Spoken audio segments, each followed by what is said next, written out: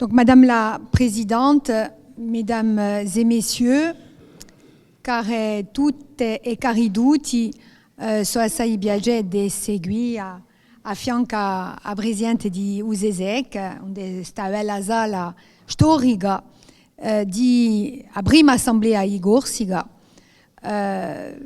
di 1988. Nous célébrons cette année, nous commémorons les 40 ans de la première assemblée de Corse et du premier statut particulier. À cette occasion, l'Assemblée de Corse actuelle et le président de l'exécutif également ont souhaité mettre en place un certain nombre de manifestations. Parmi ces manifestations, il y a un cycle de conférences qui est en train de s'achever.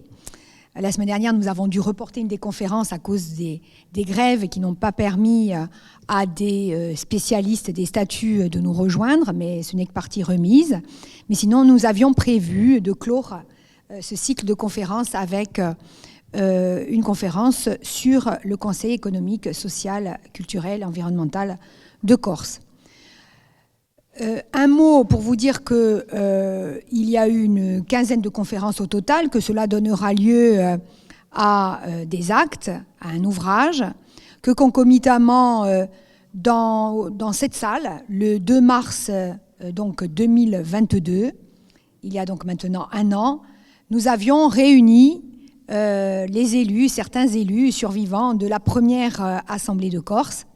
Et nous avions passé un moment particulièrement heureux jusqu'à l'annonce de l'agression d'Yvan Colonne à 13h. C'était le même jour. À ce moment-là, les choses ont basculé, souvenez-vous, et nous n'avons pu mettre en place toutes les festivités qui étaient prévues alors. Néanmoins, nous avons réussi, grâce au service du secrétariat général de l'Assemblée de Corse, notamment Vanina, que je cherche, Vanina Piazza, mais aussi mon cabinet, Jean-Sébastien Rigui. Nous avons réussi à mettre en place une exposition qui est dans les couloirs de l'Assemblée de Corse, avec un travail archivistique très très important, et puis quelques autres opérations un peu partout sur le territoire. Donc, une année qui s'achève, une année déjà, avec de nombreux rebondissements, et en tout cas, une concomitance aussi du point de vue historique, avec une demande, une revendication toujours, d'évolution institutionnelle vers plus d'autonomie. Donc, vous voyez que ces 40 ans, en fait, interfèrent avec des revendications anciennes, avec une conjoncture très particulière et un cycle de discussion qui s'est entamé avec l'État. Et c'est bien pour cela que je considère, non seulement d'un point de vue politique, mais aussi et surtout d'un point de vue historique et quelque part archivistique, qu'il était important d'écouter des acteurs de l'époque, bien sûr, qui étaient là, et puis d'écouter des spécialistes, des experts, sur l'évolution successive de nos statuts, et enfin des élus qui étaient en poste ou des élus actuels, dont la présidente du Conseil économique, social, environnemental et culturel de Corse, du CESEC.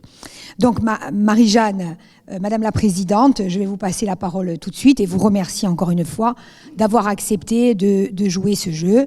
Je tiens à remercier toutes les personnes qui ont contribué à la réussite de ce cycle de conférences, même si l'année des 40 ans s'achève. Par contre, un certain nombre d'autres produits joints de ces manifestations auront lieu dans les mois qui viennent, avec notamment la publication d'un ouvrage en particulier. Voilà, merci beaucoup. Je passe la parole tout de suite à la présidente. A ringraziare, signora Presidente, di avermi invitata a questa presentazione di un consiglio che è una bella assemblea, mi pare. Et merci à tous d'être là ce soir.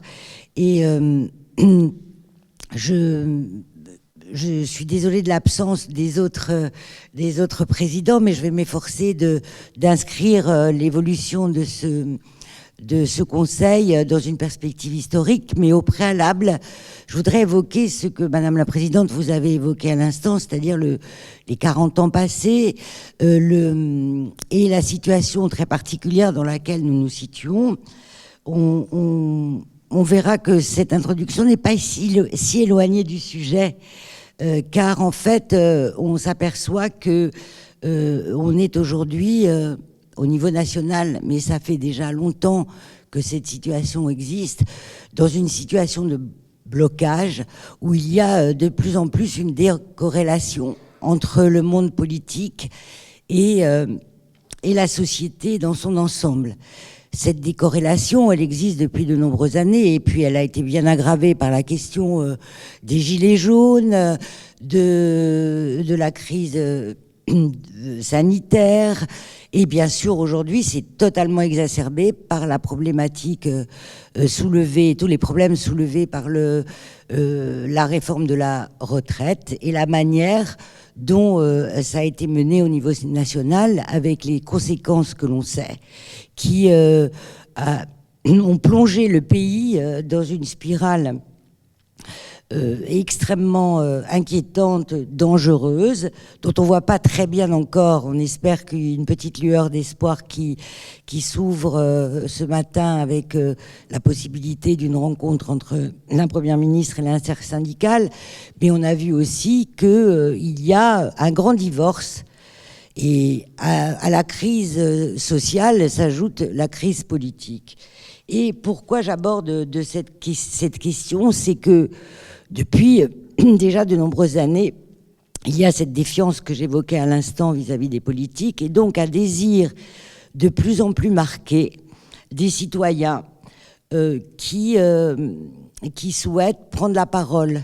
Effectivement, je crois que cette conscience est aussi présente chez les politiques, puisque Emmanuel Macron avait dit lors de sa précédente élection qu'il souhaitait gouverner autrement et revitaliser la démocratie.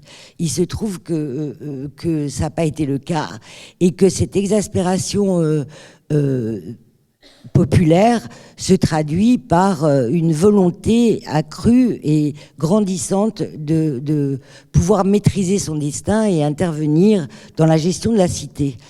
Alors pourquoi j'évoque cette question ? Je pense qu'il y a une grande défiance contre toutes les instances de représentation. Mais je crois que le CESEC, donc le Conseil économique, social, culturel, environnemental et culturel, pardon, est peut-être une instance qui peut être une instance de régulation dans ce moment où tous les enjeux ne sont pas maîtrisables, où il y a une sorte de malaise dans la civilisation. Il y a besoin pour chacun de se confronter à ces questions. On est même, j'irais même plus loin, et je crois que c'est important, un temps où on a perdu beaucoup de repères, où il y a un basculement anthropologique très important avec l'expansion du numérique et l'intelligence artificielle, entre autres choses, parce qu'il n'y a pas que cela. Et toutes les normes, toutes les représentations qui ont structuré nos fonctionnements sociaux sont aujourd'hui complètement bouleversées, voire en voie de déconstruction, comme on dit sur un terme. Alors ça provoque chez chacun d'entre nous probablement du trouble et le désir de se réapproprier sa vie et son destin. Et donc, devant toutes ces incertitudes, les citoyens voudraient trouver des espaces de régulation. Et je pense que le rôle que peut jouer le Conseil actuellement est fondamental. Alors, certes, nous sommes également une assemblée représentative. On n'est pas dans la démocratie directe, on est une assemblée représentative. Seulement, nous participons à la réflexion et sur les moyens de refonder la démocratie. Et pourquoi cette instance peut accompagner les élus dans ce désir de, je dirais, de réhabilitation du politique et des instances représentatives? Pourquoi ? Parce que la nature du CESEC, ça a d'ailleurs été la volonté du législateur quand il a créé, de placer une assemblée consultative auprès des conseils régionaux et auprès du Parlement au niveau national, c'était de donner un espace pour éclairer le choix des élus à partir de la pratique et de l'expérience de chacun dans son domaine. Donc, pourquoi on est cette instance qui pourrait jouer ce rôle? Parce que on représente, comme je viens de le dire, la société civile dans toutes ses composantes et qui représente toutes les catégories socio-professionnelles.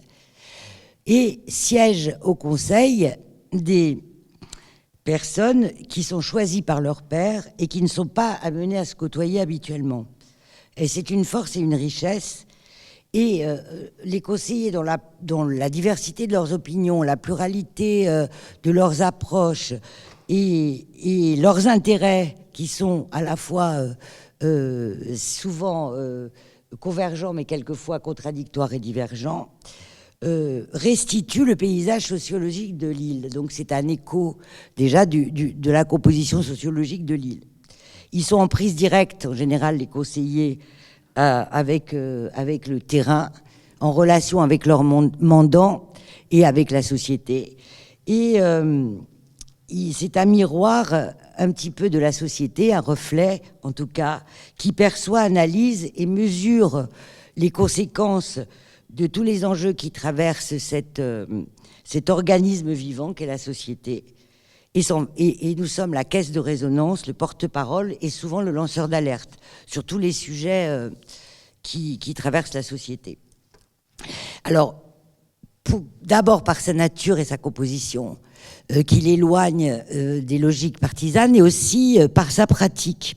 Parce que comme je viens de le dire, on est un réceptacle de tous les enjeux présents dans la société, mais en même temps, dans tous les dossiers qu'il a à connaître, dans toutes ses productions, il doit trouver par l'échange un point d'équilibre respectueux de la parole libre de chacun. Et quelquefois, il y a des désaccords importants, qui est d'ailleurs un signe de vitalité de la société et de la démocratie en particulier, qui ne se nourrit pas seulement de consensus, mais aussi de dissensus.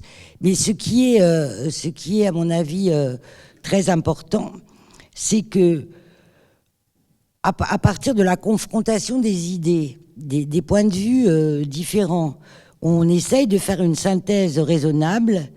Et bien sûr, s'il y a lieu, quand les conciliations sont impossibles, on laisse s'exprimer aussi, dans les documents et les avis que nous rendons, les points de vue minoritaires. C'est important, mais je crois aussi que ce qui est intéressant, c'est que précisément, on évite le danger du corporatisme qui pourrait se faire jour dans ce type d'assemblée, par le fait qu'on est extrêmement diversifié et pluriel dans notre composition, ce qui permet de faire un creuset qui, avec l'intelligence collective, produit une synthèse raisonnable et un compromis acceptable par tous. Et je crois que c'est un des exercices importants de la démocratie. Et nous sommes en prise en permanence. Quelquefois même, les débats sont peut-être un peu trop longs, mais en tout cas, je crois qu'il y a une pratique de l'écoute, de l'échange, et d'arriver à trouver des synthèses et des compromis raisonnables. Donc, je pense que on essaye de restituer la grande complexité des choses et de la société et apporter donc une pierre au bon fonctionnement de la société. Et c'est pourquoi tout ce développement, pour vous dire que il est important, et je crois que si le Conseil a sa juste place, c'est-à-dire qu'il soit peut-être plus visible, encore plus visible qu'il l'est aujourd'hui, parce que dans son histoire, il s'est progressivement installé dans le paysage institutionnel de l'île, mais qu'ils sont encore plus écoutés, entendus et encore mieux reconnus. Je crois qu'il peut jouer un rôle d'interface efficace entre les institutions et la société civile dans son ensemble. Cette fonction régulatrice, je pense que c'est important de la signaler, parce que je crois que c'est un grand enjeu pour l'avenir, parce qu'on voit bien qu'effectivement, il y a une volonté de changement dans l'exercice et le fonctionnement de la démocratie. Bon, je ne vais pas vous rappeler tout ce qui se passe actuellement, tout le monde le sait parfaitement. Donc voilà, c'est, je crois, un message important et qui est peut-être, puisqu'on, comme vous l'avez dit, Madame la Présidente, on termine un cycle et qu'on en ouvre, on en ouvre à nouveau, qu'effectivement, on se penche sur cette question justement de la place et du rôle que peut jouer cette institution en la renforçant, la rendant plus visible auprès de l'institution que vous représentez. Parce que c'est, je crois, une question essentielle.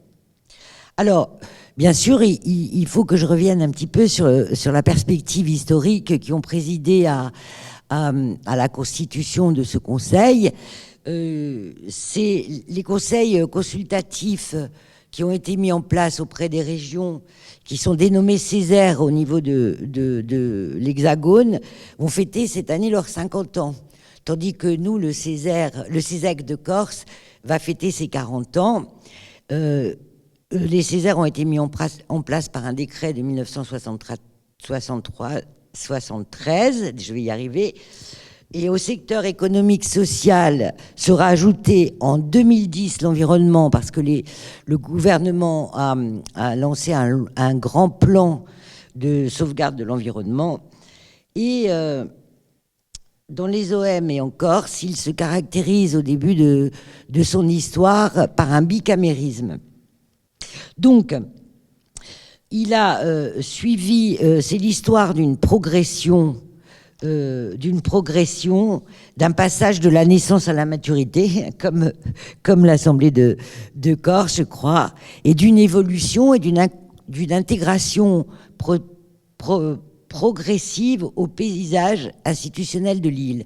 C'est-à-dire qu'il a fallu tout un processus pour qu'il trouve sa place et qu'il soit reconnu comme institution importante. Alors, en 82, il y a le premier statut particulier, et c'est à cette occasion que les deux conseils consultatifs sont créés pour assister l'Assemblée de Corse.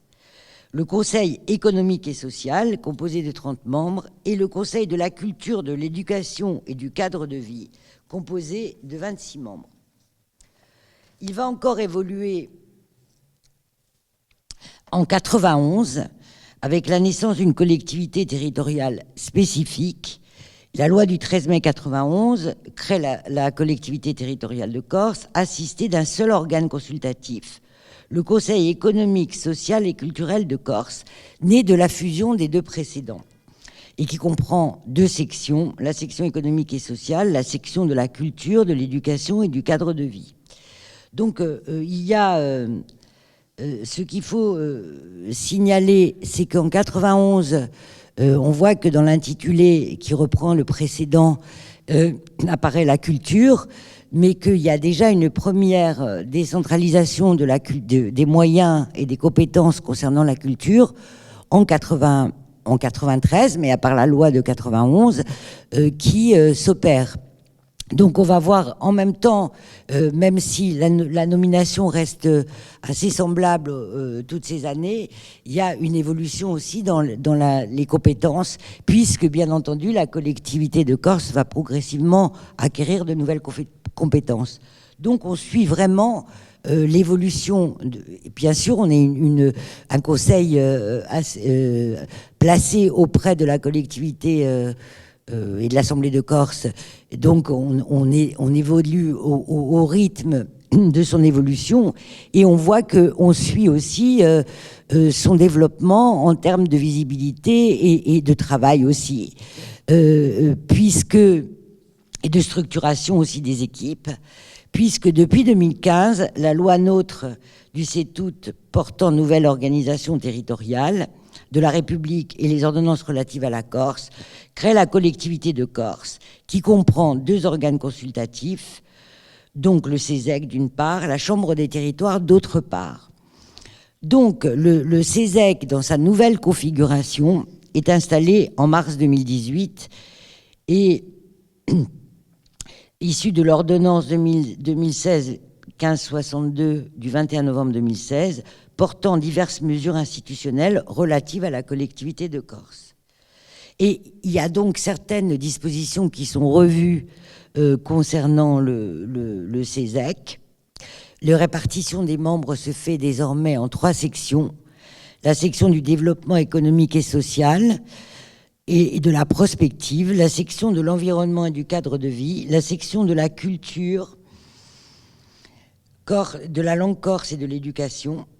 Et il y a un renforcement très important à signaler en 2018 de la représentation de la société corse par l'augmentation du nombre de conseillers qui devient identique à celui de l'Assemblée de Corse, puisque nous passons de 51 à 63 membres. Et ce qu'il convient de signaler aussi, c'est qu'il y a intégré à cette nouvelle composition les organisations caritatives, humanitaires, donc qui prennent en compte justement la réalité particulière auquel nous sommes très sensibles au sein du CESEC sur la question de la précarité, de la pauvreté. Et donc il y a cette représentation nouvelle en 2018 qui avec aussi une autre représentation symboliquement forte qui est celle d'un membre qui représente la diaspora. Alors ce qu'on peut retenir de ces évolutions institutionnelles, c'est qu'il y a eu une volonté du législateur, bien entendu, qui est plus liée à l'évolution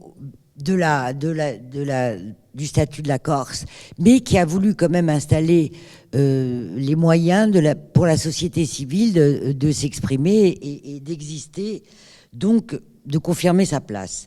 La volonté de maintenir et de renforcer la représentation culturelle, ça a toujours été une dominante dans le beaucoup plus marquée que dans les autres Césaires. Moi qui participe à l'association Césaire de France, on voit bien que la partie culturelle, avec tout et la langue corse en particulier, avec toute la dimension symbolique et d'identité que ça peut porter, est toujours restée centrale au cœur des préoccupations du CESEC, à côté bien sûr de l'aspect social que j'évoquais à l'instant et qui est une préoccupation forte.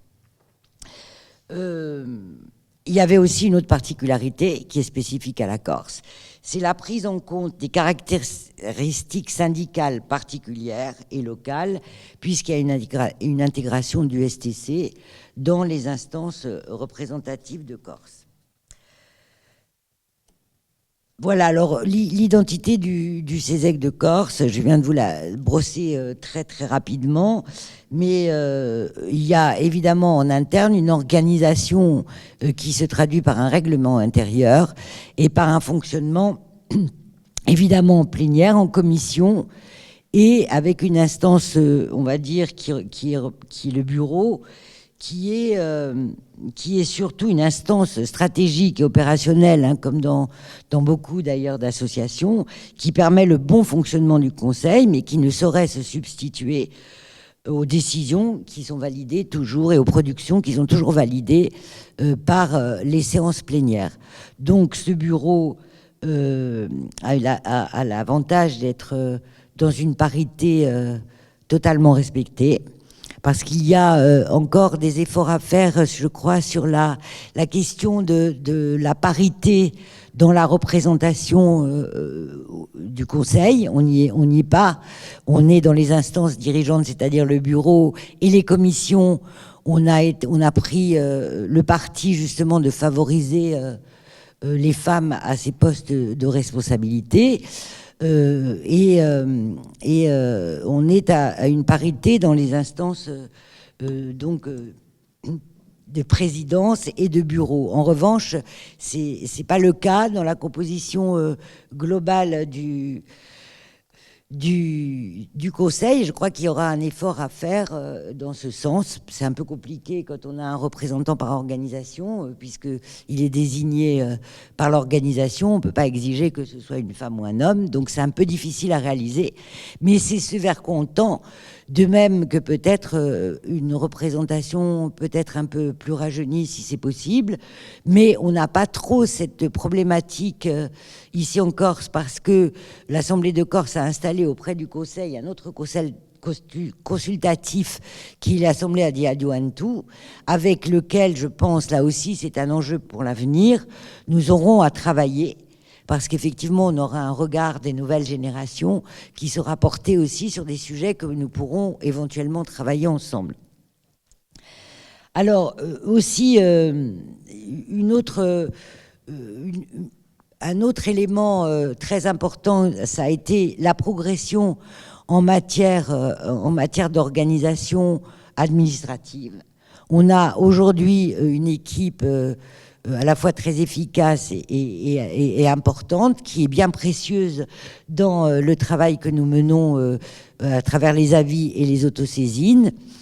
Et on a aussi des locaux qui nous ont été mis à notre disposition, qui sont tout à fait adaptés. Donc on voit bien qu'il y a eu aussi une volonté de faire passer depuis quelques années, et particulièrement depuis 2015, parce qu'on peut quand même aussi remarquer que les relations au sein des commissions, quand les rapports nous sont proposés par l'exécutif, ils sont toujours accompagnés de leur présence au moment des commissions, ce qui nous permet d'avoir avec eux des échanges très souvent assez longs, fructueux, où ils nous apportent des réponses aux questions que les conseillers pourraient se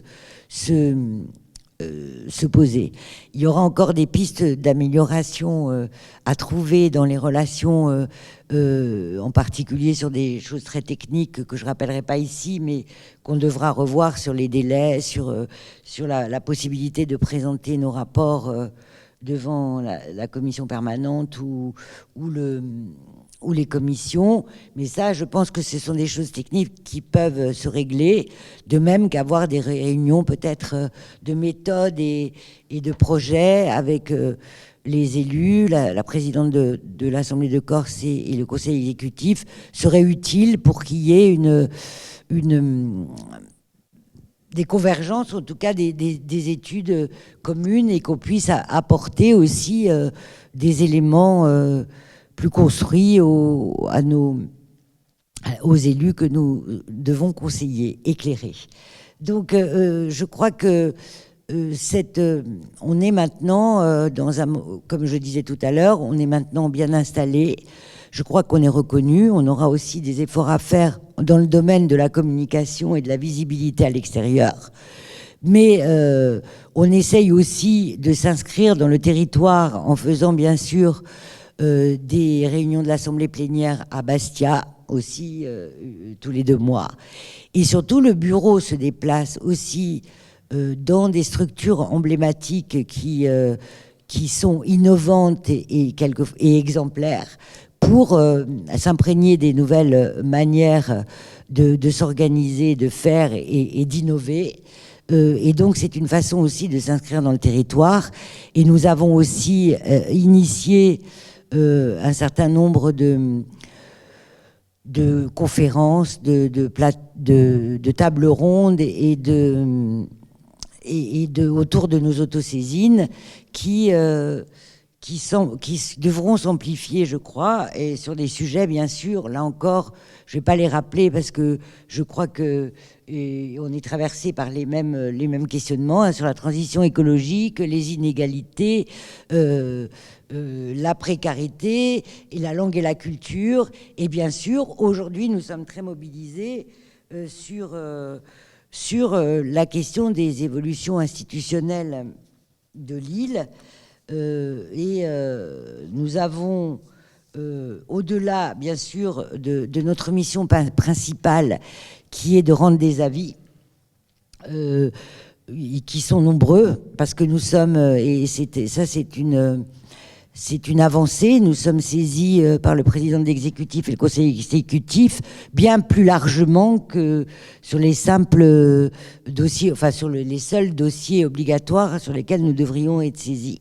Et nous avons un rythme de réunion très soutenu, avec une plénière une fois par mois et des commissions, puisque nous avons 9 commissions qui se réunissent une semaine avant notre séance plénière. Donc ces avis, on en a de nombreux. On essaye de les faire les plus étayés, les plus complets possibles, comme je vous le disais, et tout à l'heure, sur tous les enjeux et tous les schémas de développement et des schémas stratégiques que nous propose le président de l'exécutif. Ce qui est remarquable aussi et qui est une avancée importante, c'est que nous sommes aujourd'hui, et c'était un désir du CESEC, nous sommes aussi aujourd'hui consultés en amont. C'est-à-dire qu'il y a, nous sommes saisis par exemple d'un projet de schéma. Ça a été le cas sur les questions sur la langue corse, par exemple, voilà, ou sur les enseignements artistiques et culturels, mais aussi sur la politique mise en place par la DEC sur les entreprises. Donc, on est consulté en amont, ce qui nous permet d'avoir déjà un échange avec les conseillers exécutifs et quelquefois aussi avec les administrations. Et ensuite, nous travaillons en commission pour apporter une contribution qui arrive en amont de la rédaction définitive du rapport et qui donc, on s'en est avisé à maintes reprises, prennent en compte un certain nombre de nos préconisations. C'est pareil pour les avis. On a mis en place avec le secrétaire général de l'exécutif Norbert Pongrazzi et Céline Agostini, on a mis en place un suivi des avis, et on peut voir en effet que nombreuses des préconisations qui sont faites par le Conseil sont reprises dans les délibérations définitives. Donc c'est une grande avancée qui pourra peut-être aller encore s'accroissant si toutefois on a donc les dossiers peut-être un peu plus en amont, comme cela est prévu par les textes.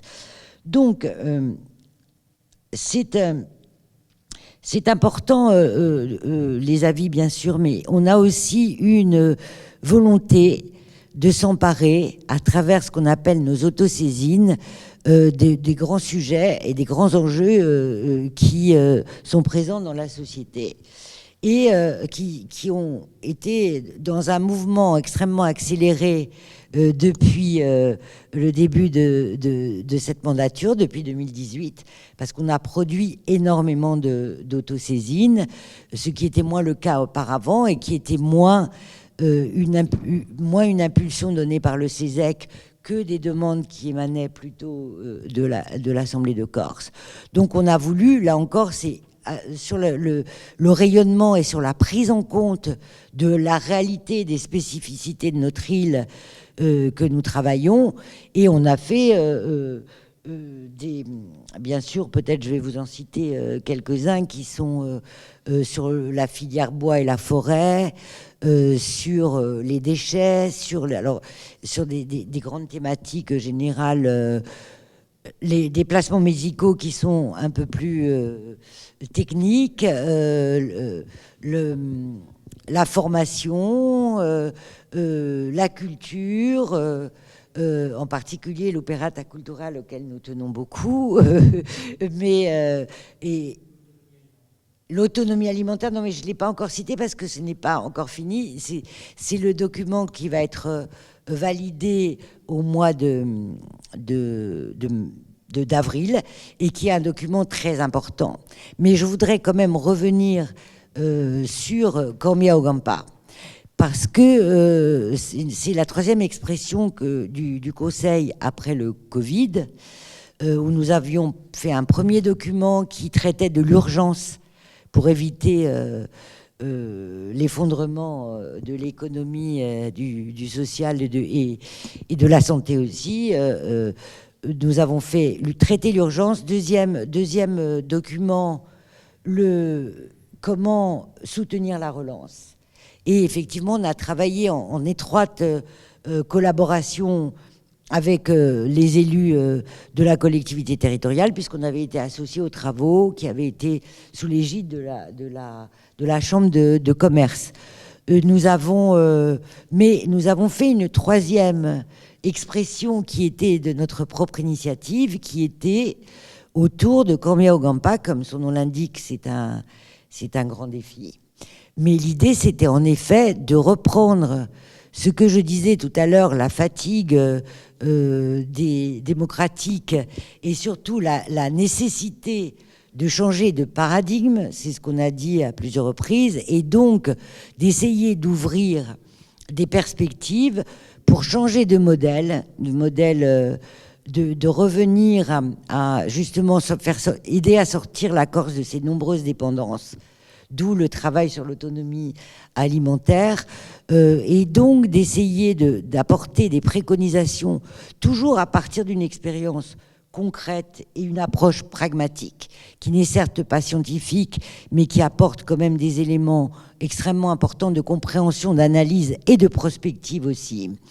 Et nous avons constaté, au-delà de ce que je disais tout à l'heure, mais qui est quand même très important, de ce désir des citoyens de participer aux décisions et à la maîtrise de leur destin, pardon, on a voulu insister sur cette logique, justement, et qui d'ailleurs aujourd'hui, c'est un mouvement auquel on participe. On sait jamais dans une société, parce que comme je disais tout à l'heure, c'est un organisme complexe où il y a des tas d'interactions.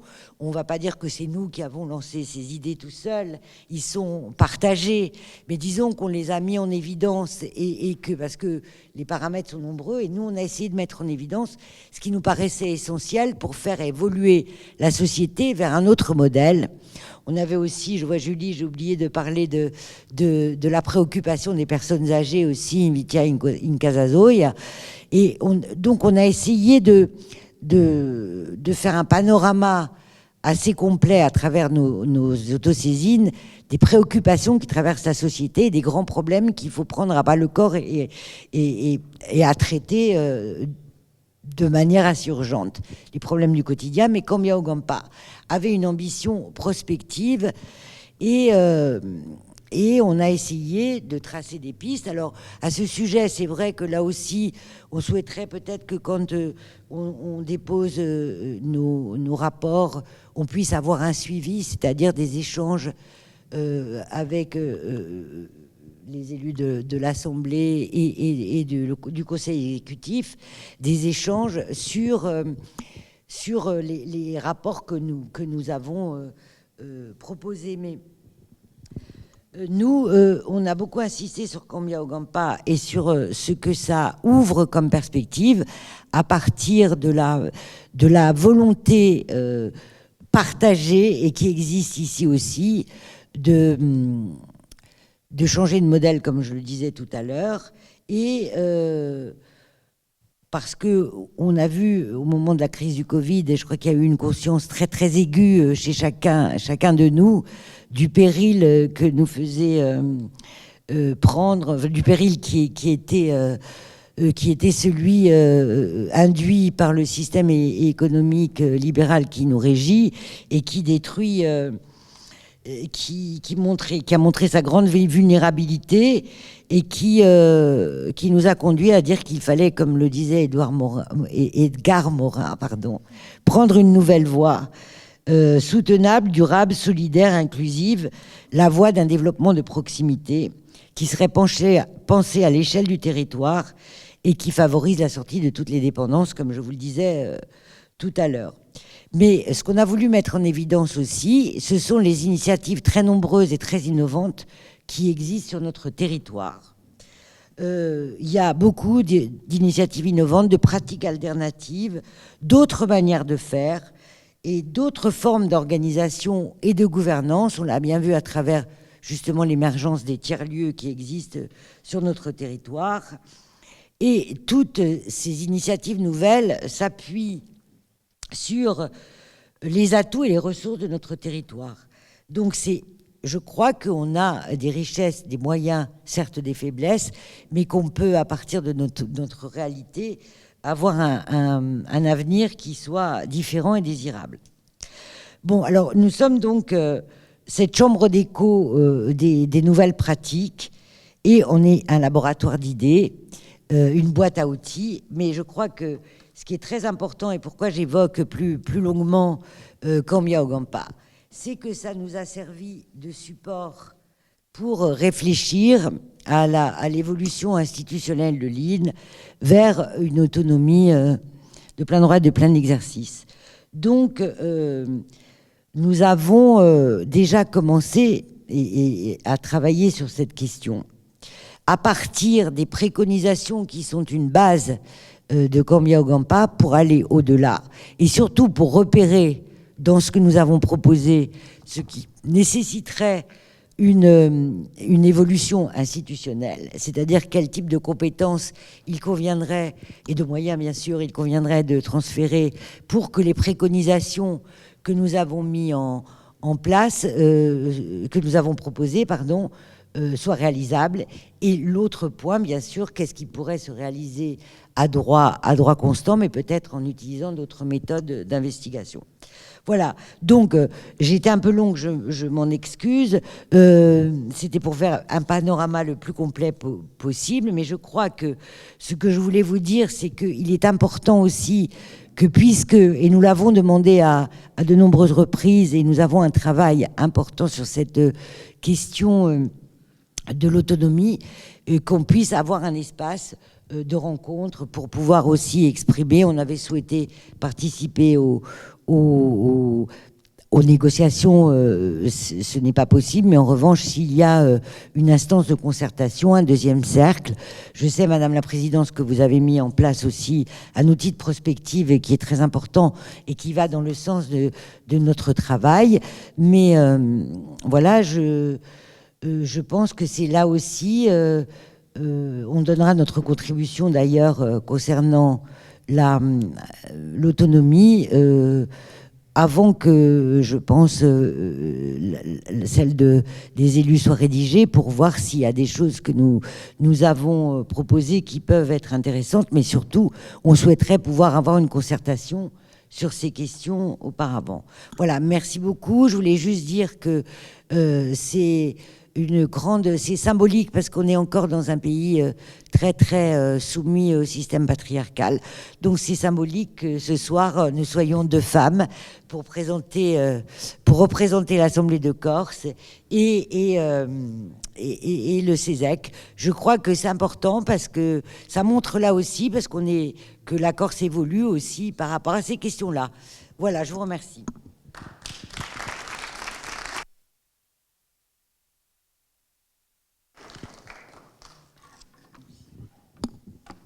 Merci beaucoup, Madame la Présidente. Donc, je vais passer la parole à qui souhaite la prendre, sachant que vous êtes la première femme présidente du CESEC. Oui, voilà. La première femme présidente. Voilà, tout à fait.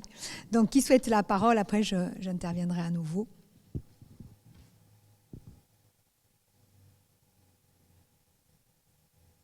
Peut-être pour lancer un petit peu le débat, je vais rajouter 2 mots, si vous le permettez. Une des dernières études qui a été réalisée sur nos institutions, c'est le travail de la professeure Vanda Mastor, à la demande du président de l'exécutif, qui a été rendu au mois d'octobre dernier, dans lequel il était évoqué l'évaluation, quelque part, du travail réalisé par le CESEC, les opportunités que le CESEC permet en matière de démocratie participative, en matière de co-construction aussi de la décision publique, même si vous ne produisez que des avis, mais déjà produire des avis, c'est déjà beaucoup, je trouve, et c'est très riche. À ce moment-là, moi j'avais été, connaissant un peu le CESEC également, par mes activités professionnelles antérieures, puisque j'avais été amenée à être auditionnée en tant que scientifique au cours de mandatures antérieures, je connaissais bien évidemment toute l'utilité et toutes les opportunités qu'offre cette magnifique institution. Et ce n'est pas de la démagogie, hein, pas du tout. Moi, je reste persuadée que dans un processus démocratique, il convient de consulter le plus possible. Et je crois que nous le faisons de mieux en mieux. Je ne dis pas que c'était optimal, mais en tout cas, nous le faisons de mieux en mieux. Nous avons aujourd'hui à notre disposition une assemblée à Diadiouentou, que j'ai l'honneur de présider, qui du coup, en termes de moyenne d'âge, fait un peu le pendant avec le CESEC. Veuillez m'excuser. Moi, je suis juste entre les deux, donc c'est parfait. Mais qui produit effectivement, et surtout qui nous challenge. Voilà, qui nous challenge et qui a dû apprendre aussi à travailler. Parce qu'on ne peut pas être dans une assemblée à Diadiouentou uniquement à faire des revendications. Il s'agit aussi d'apprendre à construire des raisonnements politiques et à construire la faisabilité aussi de la solution opérationnelle. Voilà, donc c'est important. Et puis nous avons également la Chambre des territoires qui très certainement nécessite un certain nombre d'améliorations pour prendre en compte la parole des territoires et un comité d'évaluation des politiques publiques avec des citoyens qui, lui, évaluent. Ce qui n'est pas le cas du CESEC. Le CESEC donne un avis, mais n'évalue pas ex post les politiques publiques qui sont produites par le Conseil exécutif et délibérées donc, par l'Assemblée de Corse. Donc, je reste convaincue que nous avons à notre disposition en Corse, peut-être même mieux qu'ailleurs, des outils qui permettent véritablement à la démocratie de s'exercer pleinement. Il s'agit peut-être des fois de caler quelques processus et de régler quelques trucs, mais sinon, globalement, les choses marchent plutôt bien et c'est une richesse que nous avons, c'est une richesse institutionnelle que nous avons. Dans votre exposé, vous avez beaucoup parlé du présent, parlé aussi du futur. Peut-être qu'on peut parler aussi un peu du passé dans une année de commémoration. Je le disais il y a un instant, il n'y a eu que des hommes présidents du CESEC. Et la conception peut-être du CESEC, donc je vais peut-être les rappeler d'ailleurs, je crois que ça serait bien de leur rendre hommage aussi. Donc le premier fut, vous le savez, Tony Casalonga, qui ne pouvait pas être avec nous. Oui, à partir de... Voilà, tout à fait. Donc à partir de 1993, hein, bien sûr. Donc Tony Casalonga, ensuite on a eu également Paul Bellavigne, donc Raymond Tchekal, de 1999 à 2005, Pierre Lec, Henri Franceschi, donc 2005-2011 et 2011-2017, Paul Scaglia, 2018 et 2020, et puis ensuite nous sommes arrivés à la bascule avec Marie-Jeanne Nicoli, dans le bon sens, avec Marie-Jeanne Nicoli, qui en est aujourd'hui la présidente. Si je rappelle le nom de ses prédécesseurs, ce n'est pas uniquement dans une visée mémorielle ou archivistique, mais c'est aussi pour montrer la diversité des profils. C'est quand même très symptomatique de cette richesse en fait des membres du CESEC qui représentent la société civile avec Tony Casalonga, vous le savez, créateur dans le domaine des arts plastiques, Paul Bellavigne qui était issu du monde mutualiste, un coopératif et mutualiste, Raymond Tchekal dit la chambre de commerce, donc chambre de commerce et d'industrie de la Corse du Sud. Organisation professionnelle, Pierre Lec, Henri Franceschi, c'était les exploitants agricoles, enfin la pisciculture, mais globalement, effectivement, le monde agricole, Paul Scaglia, les organisations patronales, et puis Marie-Jeanne Nicoli, bien sûr, la vie culturelle, avec peut-être une dominante théâtre, mais en tout cas, voilà, la vie culturelle, la promotion de la langue également et de l'expression artistique.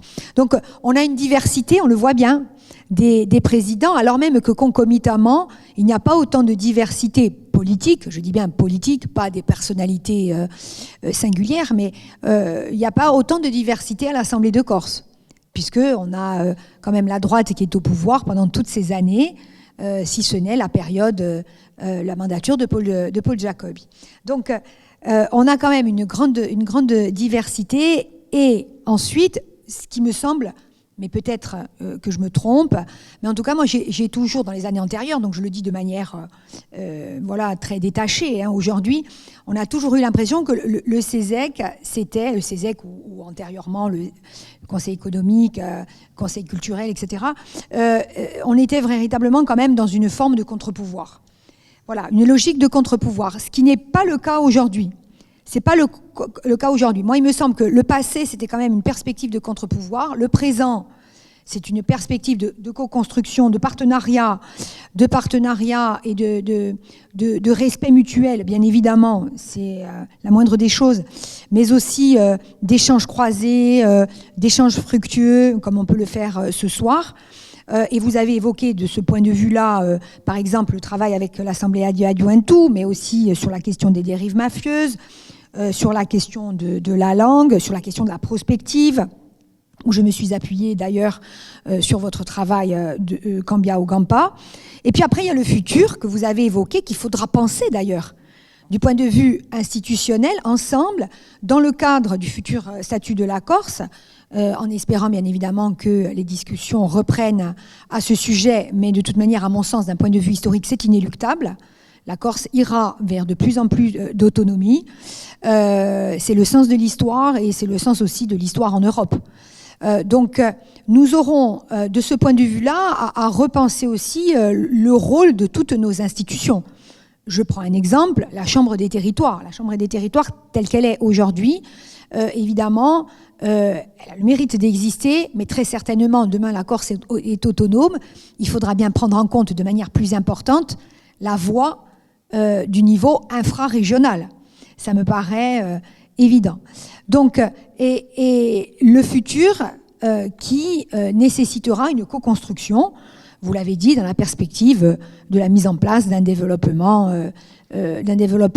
harmonieux, équilibré et surtout de paix. Et dans cet exercice-là, je crois que le CESEC a pleinement sa place. Ça me paraît tout à fait évident. C'est presque voilà, un truisme que de le dire. Voilà. Donc merci beaucoup, Madame la Présidente. Je peux rebondir. Non, juste deux mots. Merci d'avoir rappelé aussi l'ensemble des présidents qui m'ont précédé à cette fonction. C'est vrai que dans la mesure où j'avais pas prévu trop de parler du passé, puisque je pensais qu'il y aurait d'autres témoignages ce soir des autres présidents. Mais je crois que vous avez évoqué dans l'histoire le fait qu'aujourd'hui on était devenu on a une place plutôt d'accompagnement, voire de force de proposition, boîte à outils, comme je le disais tout à l'heure. On est aussi dans une perspective de co-construction, vous l'avez dit, et on souhaite évidemment qu'elle soit renforcée. Vous avez évoqué, et c'est ça que je voulais dire parce que ça me paraît important, le fait que le CESEC était considéré longtemps comme un contre-pouvoir. Il a été surtout considéré comme un contre-pouvoir au moment de la présidence, d'abord du premier conseil culturel et au moment de la présidence de Tony Casalong, parce que précisément c'était autour les années qui ont suivi, il était un peu, je dirais, marginalisé.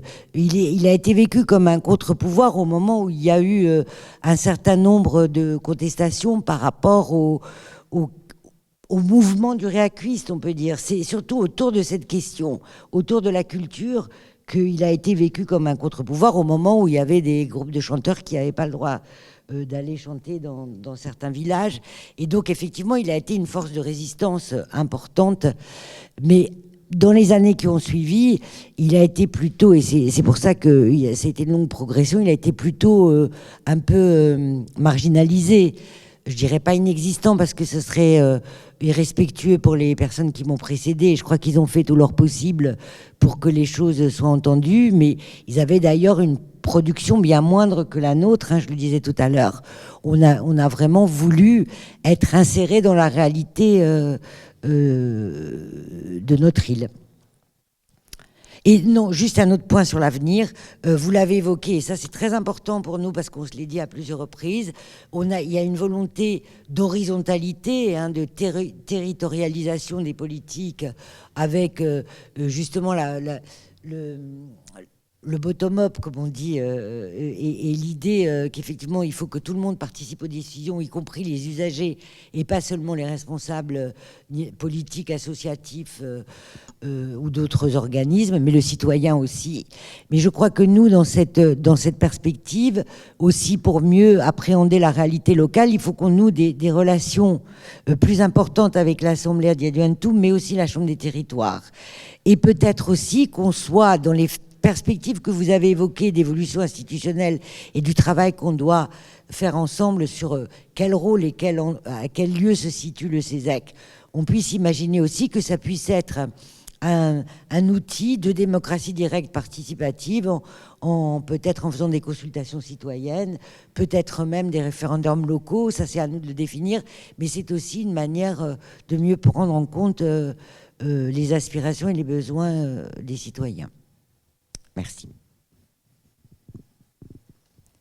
Oui, alors on va vous passer les micros. Je crois qu'il ne faut pas qu'on oublie aussi ce soir les secrétaires généraux qui ont contribué à la construction du CESEC, hein, parce que, alors évidemment, on remercie la secrétaire générale actuelle, mais les secrétaires généraux ont été de toutes les batailles pour que le CESEC occupe sa pleine place au sein du paysage politique insulaire. Vous avez la parole. Merci. Oui, avec la secrétaire générale, nous nous sommes connus au début, nous en entrant en même temps au CESC et au CESEC. Oui, moi je voulais, bon, bien qu'étant de la tranche d'âge de l'Assemblée à la Juventus, je vais quand même vous parler un petit peu du passé en quelques minutes. J'ai pu, ayant fait partie donc du CESC puis du CESEC, j'ai pu constater vivre une évolution des pratiques et des travaux. Et c'est vrai que depuis le CESEC, nous avons une expansion. Je veux dire, les travaux se sont multipliés, tant en nombre qu'en intensité. Mais j'ai un élément d'analyse là-dessus, c'est parce que, enfin à mon avis en tout cas, au départ, j'entendais beaucoup de lamentations au sein du CESC. Pourquoi ? J'étais justifié ces lamentations. En gros, ça tournait autour du fait de dire c'est pas la peine qu'on se casse la tête, de toute façon, on ne nous écoute pas, on ne nous lit pas, on ne nous entend pas. Enfin, c'était le mépris. Il faut dire les choses, moi je ne pratique pas la langue de bois, donc je le dis, c'était le mépris de la part de l'exécutif, les exécutifs précédents et des assemblées au niveau du CESC. Donc c'est un peu comme, moi je fais partie de l'éducation nationale, et c'est un enfant, si vous commencez à le mépriser et à lui montrer que vous ne l'écoutez pas, finalement vous le déstabilisez au point qu'il ne produira plus rien. Eh bien c'était pareil pour nous, nous étions comme des grands enfants et nous ne produisions pas beaucoup, parce que nous savions que de toute façon, ça ne servirait pas à grand-chose. Et là-dessus, alors je dis que je ne pratiquais pas la langue de bois, je ne pratique pas non plus la brosse à reluire, mais depuis la dernière mandature, depuis 2015, il faut dire les choses comme elles sont, nous avons, même moi j'ai été très surpris de voir arriver à notre première réunion le président de l'exécutif, qui est venu nous rencontrer. Nous n'avions jamais vu de président d'exécutif auparavant, ni même... sauf très rarement, un petit peu Simone Guerini au niveau de la culture, mais sinon, rarement un membre de l'exécutif. Quand nous avions un administratif qui venait nous exposer un dossier, nous étions bien contents, parce que nous avions en face de nous quelqu'un qui pouvait répondre à nos questions, mais qui était toujours coincé quand il s'agissait d'une perspective d'ordre politique, il ne pouvait pas répondre, évidemment. Et depuis 2015, nous, à la limite, au point que ceux qui sont les nouveaux conseillers, si très rarement il y a une défaillance, je veux dire qu'on n'est pas venu nous expliquer, ce qui était très très rare, ça se plaint. Mais ils n'ont pas connu le passé, je dirais. Ils n'ont pas connu le passé où ça n'existait pas. Donc ça, je veux dire, c'est vraiment important de le préciser. Et je reviens donc, je boucle en disant que si nos travaux ont une certaine... je mettrai les guillemets, qualité, c'est peut-être aussi parce qu'on sent qu'il y a une confiance en ce que nous produisons, et ça nous donne envie de mieux produire, de nous investir. C'est ce que nous avons fait de ces dernières années. Voilà. Un petit témoignage. Salute.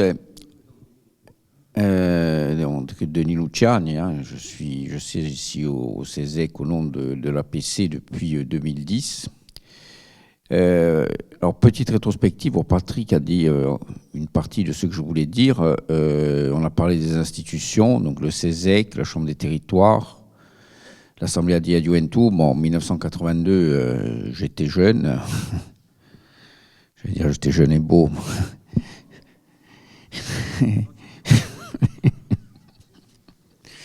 Non, bon, disons que j'étais, à l'époque, on était beaucoup pas tourné sur les institutions, pour les gens comme moi qui étaient engagés, et même on était contre, hein, pour être franc, hein, c'était l'époque de Attrape, pour les deux. Disons qu'on avait fêté la première assemblée de Corse de manière un peu particulière, enfin, en tout cas son installation.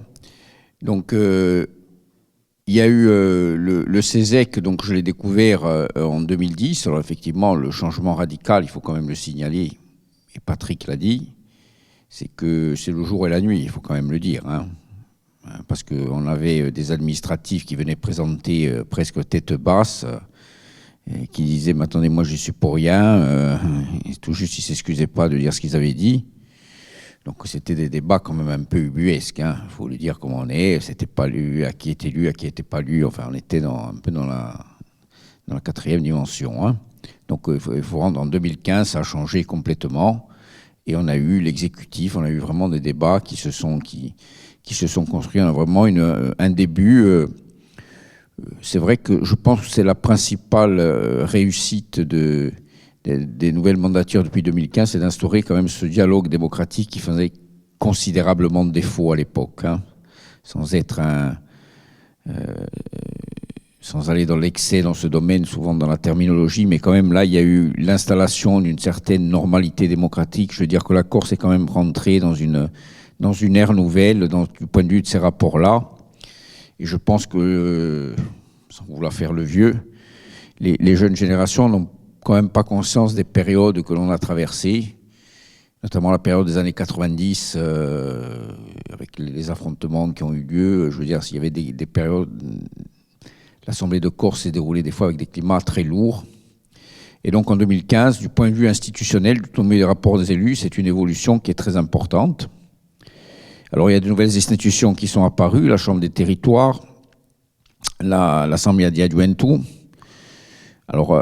Après, on peut avoir un jugement particulier sur les choses. Je ne vais pas faire le gaulliste, mais je pense que dans l'évolution institutionnelle,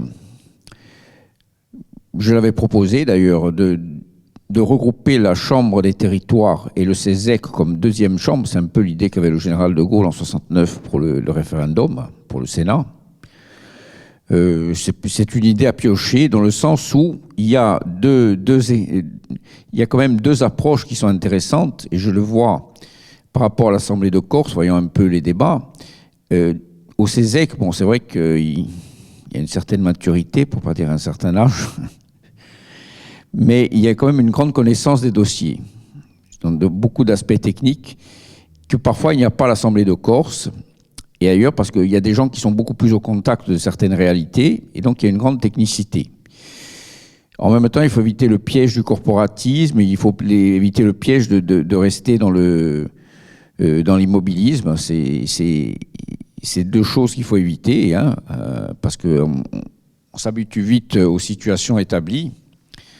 Et donc, voilà. Alors, la Chambre des territoires, la revendication du niveau territorial et la revendication d'une société civile, je pense qu'elles se recoupent parce que c'est une approche qui est différente de l'approche politique qu'à l'Assemblée de Corse. Il y a un niveau qui est différent. Et moi, de regrouper ou d'assembler les deux, enfin, en tout cas, je pense qu'il y a une vision, il y a une piste à étudier là-dessus. Et c'est complémentaire, cette co-construction, je pense qu'elle est indispensable, parce que la vision politique, c'est l'Assemblée, elle est élue avec des choix politiques, Et ensuite, il y a une déclinaison, il y a un échange avec la société. La société, je dirais, représentative. Après, à l'autre échelon, c'est la démocratie directe, le référendum. Donc, effectivement, c'est un échange sur lequel on peut, il faut, non seulement on peut, mais il faut travailler. Je pense que la société corse doit travailler là-dessus. Le peuple corse doit travailler là-dessus. Mais si on va tracer une évolution future, cette piste-là me paraît intéressante. Hein. Le bicaméralisme est dans beaucoup de démocraties modernes. Et je pense que plutôt que de refaire un suffrage indirect, ou cette vision-là est une piste intéressante.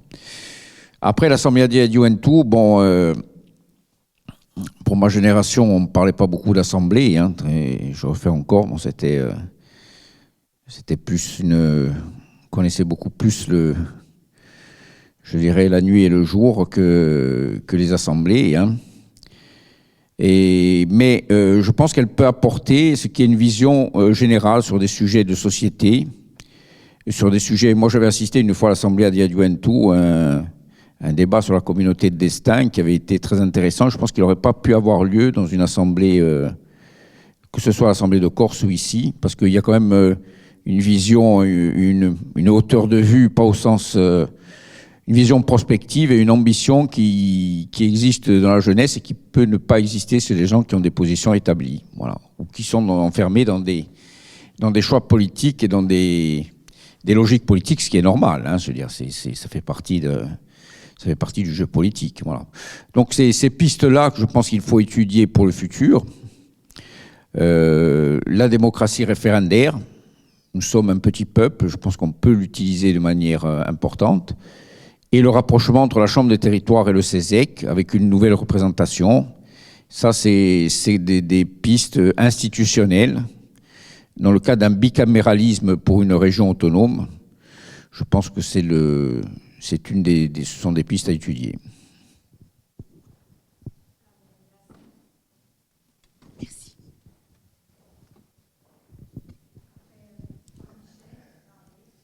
Merci. Merci. Moi, je voudrais dire un mot sur l'avenir et sur le rôle que peut jouer le CESEC à l'avenir. Aujourd'hui, la société partout sur le continent, pas seulement en France, sur tout le continent, et bien sûr en France, mais encore plus ici en Corse, on est plongé dans une spirale qui est mortifère, dont il faut arriver à sortir. Une spirale mortifère où on s'enfonce progressivement dans le tiers-monde, avec une bipolarisation de la richesse, des très riches, et ici en Corse c'est particulièrement criant, des très riches et de plus en plus de pauvres, et des classes moyennes qui s'appauvrissent, voire qui se précarisent.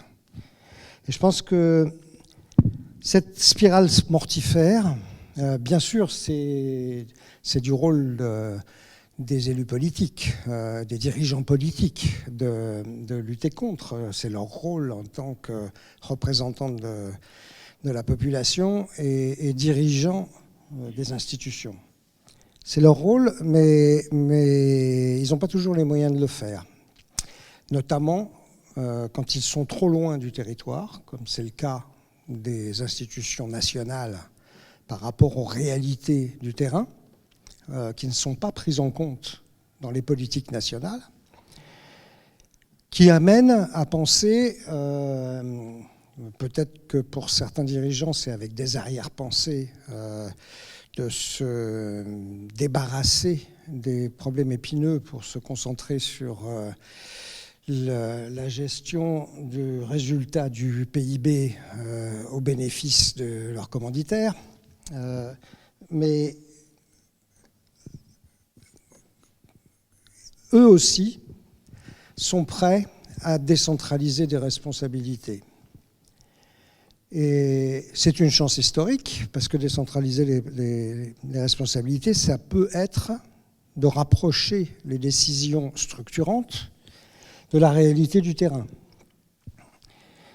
Donc cette perspective historique, on ose espérer qu'elle prendra le bon tournant et qu'elle permettra non seulement de sortir de la spirale mortifère, mais d'améliorer la vie des Corses. Arrêter la dégradation de la vie des Corses et commencer à travailler à l'amélioration de la vie des Corses. C'est en tout cas notre espoir. C'est pour ça qu'on a intitulé notre contribution Kami Gampa.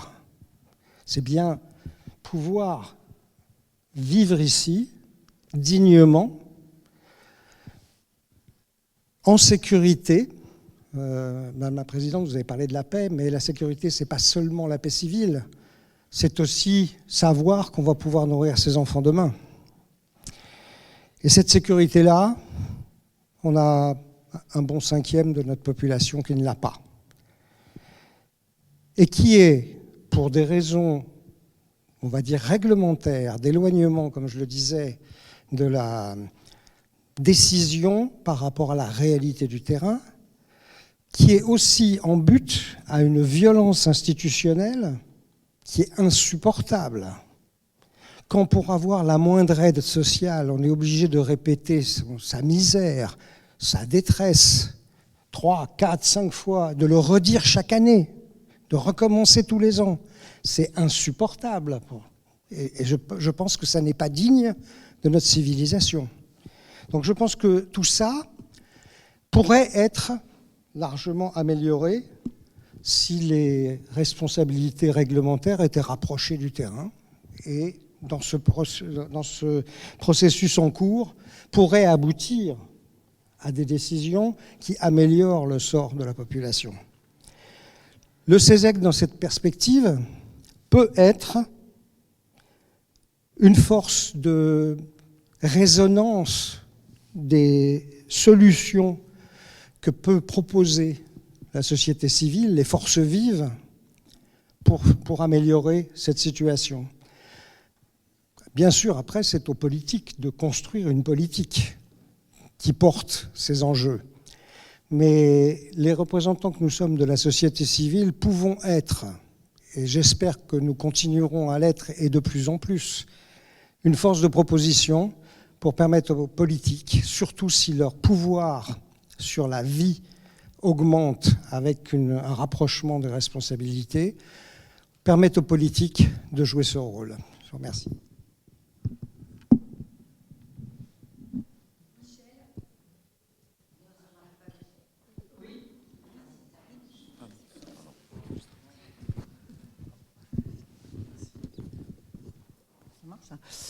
Oui, beaucoup de choses ont été dites et je vous en remercie. C'est bon, là ? C'est bon ? Pour moi, le monde dans lequel on vit aujourd'hui est une véritable crise de société. Je pense que le rapport à la retraite en fait partie, mais ça dépasse vraiment tout ça. Et le monde dans lequel on est très complexe. Il y a une époque où, finalement, les personnes qui avaient le pouvoir étaient celles qui avaient la connaissance. Aujourd'hui, un petit peu. Mais aujourd'hui, la connaissance, les moyens d'accéder à la connaissance ont complètement évolué, puisque, effectivement, avec les nouvelles technologies, chacun peut avoir accès avec un bout de connaissance. Et on ne peut pas diriger les personnes de la même manière que sans doute on les dirigeait ne serait-ce qu'il y a 20 ans. Pour ma part, en tant qu'architecte, en rentrant au CESEC et en étant président de la commission environnement, je me suis rendu compte à quel point j'avais qu'une petite partie, en étant architecte, de comment construire le territoire.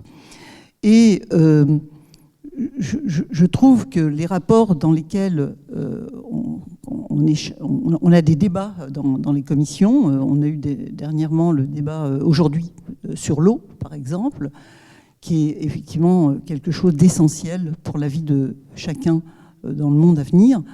La manière dont la liberté avec laquelle on peut s'exprimer au CESEC, puisque en fait dans le monde politique, bien sûr que chacun est libre, mais doit rendre compte quand même plus à son parti. Alors nous, on a nos mandants, mais je trouve, enfin pour ma part en tout cas, j'ai l'impression qu'on est très très libre dans la manière dont on a les débats.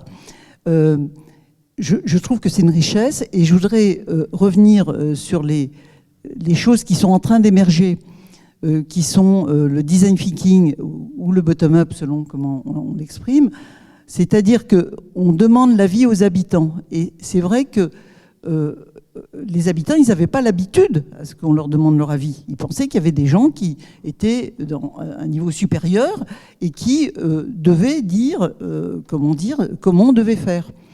Et aujourd'hui, moi, les gens que je rencontre, quand on parle, je ne savais pas que diriger une région, c'était si compliqué. Je veux dire, moi, je ne le savais pas. En tout cas, je ne sais pas les autres s'ils le savaient. Je ne savais pas. Pourtant, je suis architecte. Voilà, j'étais quand même confrontée, moi aussi, à des politiques, puisque j'ai fait des marchés publics, etc. Voilà. Donc, je pense qu'au niveau de la société et du CESEC, où on représente tous des associations, j'ai l'impression, oui, c'est plus ou moins, non, quand même. On vient du monde associatif. On vient du monde associatif. D'accord, bon, d'accord. Il y a les syndicats et tout ça. Donc c'est... Pardon ? C'est pas des associations, les syndicats, non ? C'est pas des associations. Je ne sais pas du tout ce qu'était un syndicat. Moi, de toute façon, voilà, je le dis. Voilà, c'est cette diversité avec laquelle j'ai rencontré, où je pense aussi que moi, j'ai quelque chose à dire. Et je trouve que la richesse peut-être de la Corse, c'est d'être finalement si proches les uns des autres, parce qu'on n'est pas si nombreux que ça, et de pouvoir aujourd'hui donner la parole à un milieu si divers. Moi, je pense que ça pourrait être vraiment une sorte de laboratoire, comme ça l'a été peut-être dans le passé, où on pourrait finalement, dans les défis du monde de demain, être expérimental et dire effectivement le climat, la transition écologique, etc., construire une véritable pensée. Voilà, c'est tout.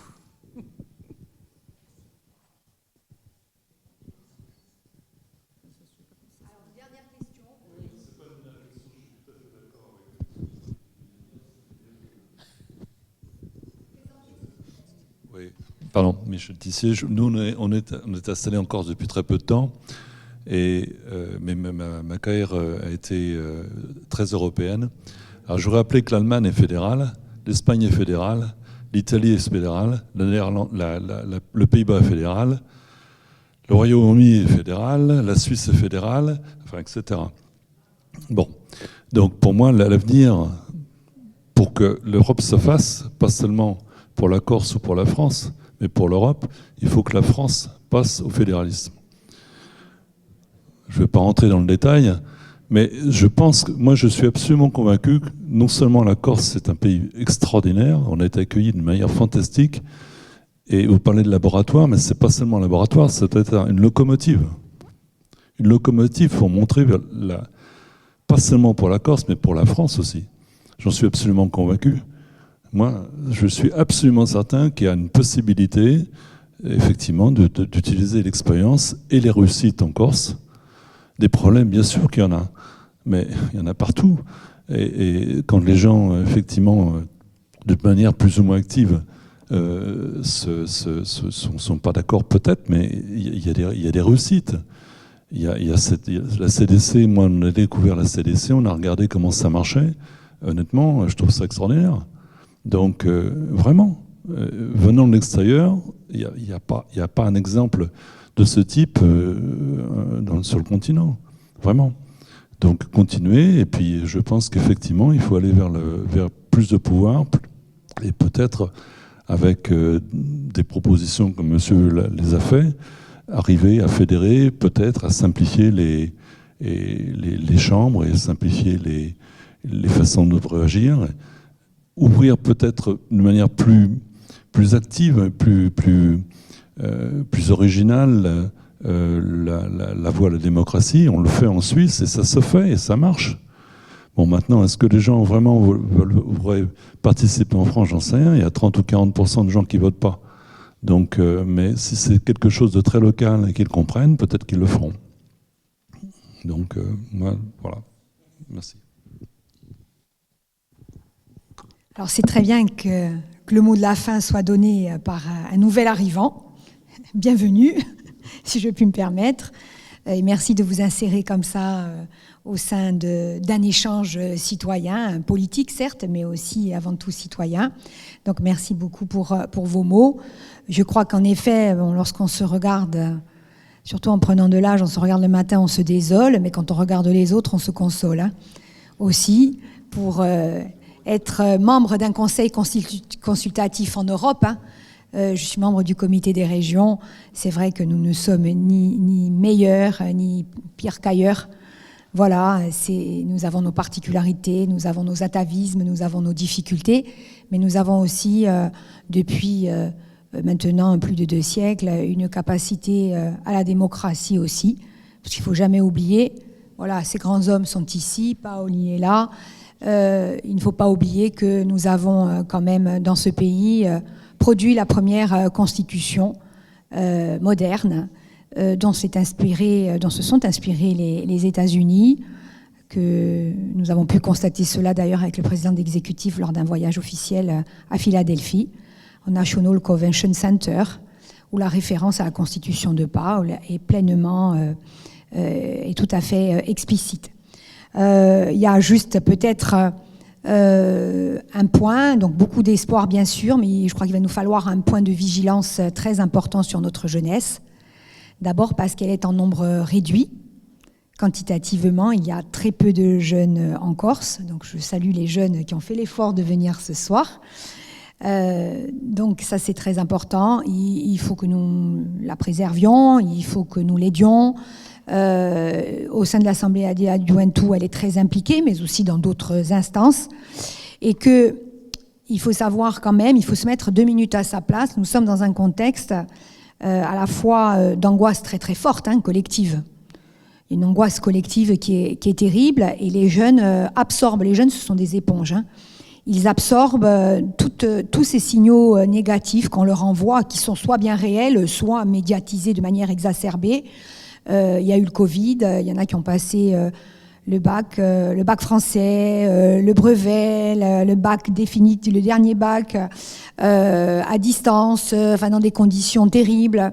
Il y a ceux qui ont perdu des amis, il y a ceux qui se demandent comment ils vont travailler, il y a ceux qui se disent bon, on va commencer à travailler maintenant, on ne sait même pas quand est-ce qu'on va s'arrêter. Donc il y a une recomposition totale des fondamentaux et des repères qu'avait la jeunesse, que nous avions nous. On est vraiment dans un contexte complètement différent, et donc nos jeunes, ils ne sont ni meilleurs ni pires qu'ailleurs. Ils sont soumis, comme tous les jeunes, d'abord à ces signaux négatifs, et puis à cette envie aussi de faire bouger les choses et de faire avancer, et heureusement d'ailleurs, parce qu'on va en avoir véritablement besoin. Donc je ne vais pas rentrer dans des exercices de prospective, parce que du travail nous attend dans les mois qui viennent sur ce sujet, où nous aurons pleinement besoin du CESEC sur cette question-là, et puis on se donne rendez-vous dans 40 ans. A ringraziarvi a tutti.